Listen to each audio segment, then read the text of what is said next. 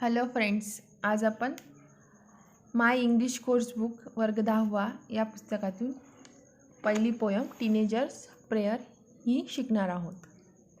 तुमच्या इंग्लिशच्या textbook page number 3वर ही poem दिलेली आहे. या पोयमचे पोएट आहे जे मॉर्स. अ टीनेजर्स प्रेयर हे आपल्या पोयमचं टायटल आहे.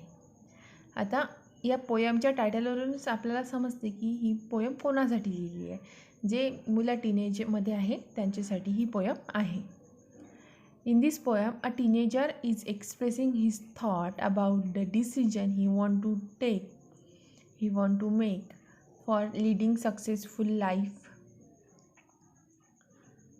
ही prays to God to help him to lead the best life.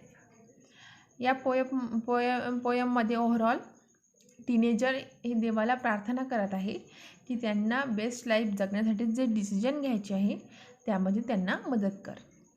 चला पाहू फर्स्ट स्टांजामध्ये काय म्हटलेलं आहे. Each day bring new beginnings. Decision I must make. I am the only one to choose the road that I will take. Each day brings a new beginning. Each day bring new beginning along with it. So at the beginning of each day, I must make my own decision. There are different paths lying before me, but to choose the road on which to travel, it's solely my responsibility. असं या स्टांजामध्ये म्हटलेलं आहे. मराठीमध्ये याचं meaning काय तर प्रत्येक दिवस इच डे ब्रिंग्स न्यू बिगिनिंग. प्रत्येक जो नवीन दिवस आहे तो स्वतःसोबत एक नवीन सुरुवात घेऊन येतो. Decision I must make. आणि त्या उगवत्या दिवसाबरोबर त्या नवीन दिवसाबरोबर त्या दिवसाचे जे डिसिजन आहे ते टीनेजर्सला घ्यावे लागतात. I am the only one to choose the road that I will take. आता मल्टिपल म्हणजे खूप सारे डिफरंट पाथ माझ्या पुढे आहे आणि त्यातला कोणता योग्य पाथ आहे, योग्य रस्ता आहे, तो योग्य रस्ता चूज करण्याची, निवडण्याची सर्व टोटल रिस्पॉन्सिबिलिटी कोणाची आहे तर त्या टीनेजर्सची आहे. सेकंड स्टांजामध्ये पहा काय म्हटलेलं आहे. I can choose to take the road of life that lead to great success or travel down the dark and road that lead to great distress.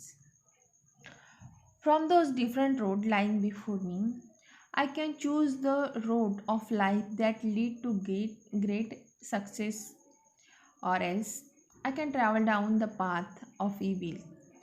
Darkened means evil path, which lead to great worry and strain, means distress.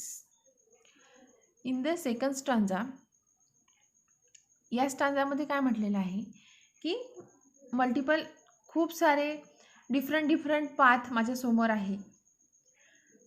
I can choose the road of life that lead to great success. असा मला रस्ता निवडायचा आहे काही जो मला सक्सेसकडे घेऊन जाईल.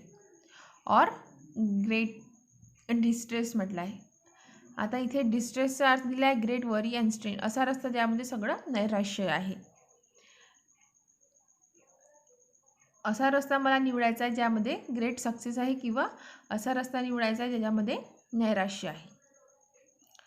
आता टीनेजर देवाला प्रार्थना करतात थर्ड स्टांजामध्ये. In the third stanza, please open up my eyes dear Lord that I might clearly see.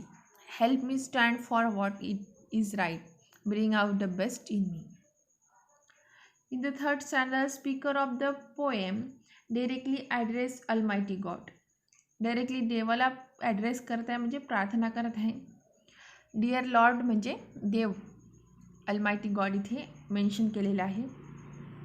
He pledge to the Lord to open up his eye so that he might clearly see. He also pray to God to help him stand for what is right and to bring out the best in him. तो देवाला प्रार्थना करत आहे की माझे डोळे उघड म्हणजे मला समोर कोणता डिसिजन घ्यायचा आहे ते क्लिअरली मी ठरवू शकेल आणि त्यातून जे बेस्ट आहे ते माझ्यासाठी ते मला घेता आलं पाहिजे याच्यासाठी तू माझ्यासोबत उभा राहा, म्हणजे तुझा गायडन्स मला प्रोव्हाइड कर. नेक्स्ट स्टांजामध्ये म्हटलेलं आहे, help Lord, just say know when temptation come my way, that I might keep my body clean and fit for each day. In this stanza, the speaker goes on to seek God's help to enable him to say no when he faces with situation where he may overcome by a strong desire to do something bad or wrong. The speaker also prays for God's blessing so that he might keep his body clean and fit to face the challenges of life each day. आता या स्टांजामध्ये म्हटलेलं आहे की देवा मला मदत कर नाही म्हणण्यासाठी, जेव्हा टेम्पटेशन म्हणजे मोहदायक किंवा एखादं काही वाईट कृत्य करण्याची इच्छा, डिझायर माझ्यामध्ये जेव्हा येईल, तेव्हा मला नाही म्हणण्याची शक्ती दे, जेणेकरून जे आयुष्यासमोर न्यू चॅलेंजेस येतील त्यासाठी मी माझी बॉडी फिट ठेवू शकेल. Wien my teenage year are over, I know that I will see that life is lived its very best with you walking next to me. In the final stanza, the speaker concludes that by the time his or her teenage year are over, he or she will surely know the truth that the life lived very best is always the one which lived under the consultant guidance of Almighty God. आता या last स्टांजामध्ये म्हटलं आहे की जेव्हा माझं teenage year over होऊन जाईल, संपून जाईल, तेव्हा मला असं वाटलं पाहिजे, म्हणते की माझी अशी इच्छा आहे, या लाईफला मी असं पाहू शकेल की ही माझी बेस्ट लाईफ होती तुझ्या गायडन्समध्ये. देवाला म्हटलं आहे की तुझ्या गायडन्समध्ये ही माझी बेस्ट लाईफ मी जगलेलं आहे असं मला वाटायला पाहिजे. जे मॉर्स याचे पोएट आहे, या टीनेजर्स प्रेयरचे पोएट आहे जे मॉर्स. राईट साईडला काही क्वेश्चन्स दिलेले आहे, पहा. What is the age group of the speaker in the poem? Obviously teenage. What decision does the speaker have to take? स्पीकरला कोणते निर्णय घ्यायचे असतात?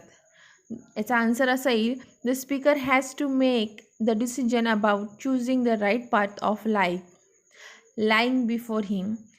ही want to decide whether he should choose the road that lead to great success or he should travel down the path which lead to great distress. याचं explanation आपल्याला second स्टांजामध्ये मिळेल. What does each new day fetch? प्रत्येक दिवस काय घेऊन येतो? तर new beginning. It's answer is new beginning. How should one react to temptation? म्हणजे जर एखाद्या मोहाला, म्हणजे एखाद्या वाईट प्रकार करण्याची इच्छेला एखाद्या व्यक्तीने कशा प्रकारे त्याबद्दल एखाद्या व्यक्तीची कशा प्रकारे प्रतिक्रिया असायला पाहिजे म्हणते. याचा आन्सर असा येईल, the person should strictly say no to any temptation that come in his way. He or she should overpower any temptation and avoid doing anything bad or wrong. What effect does the speaker wish to see in himself at the end of his sting? जो आपला poet आहे त्याच्या किशोर वयाच्या ज्या टीनेजरच्या अखेरीस स्वतःमध्ये कोणते परिणाम तो पाहू इच्छित आहे. Answer is that the poet wishes the company of God because the time his teenage year are over he will know that the life he lived under the guidance and help of the almighty was the best. What next question? In what condition does the poet wish to maintain his body? कवी कोणत्या परिस्थितीमध्ये आपले शरीर सुरक्षित ठेवू इच्छित आहे? Answer, the poet wishes to maintain his body and keep it clean and fit each day when temptation attracts him to do anything bad or wrong. Next question is, what company does the poet wish for in the walk of life? पोएटला कोणाची company पाहिजे त्याच्यासोबत जीवन जगताना? तर अल्मायटी God किंवा Lord म्हणू शकतो, देवाची company त्यांना पाहिजे आहे. तर अशा प्रकारे ही पोयम आहे. समजली असेल तर लाईक शेअर आणि सबस्क्राईब करा. थँक्यू.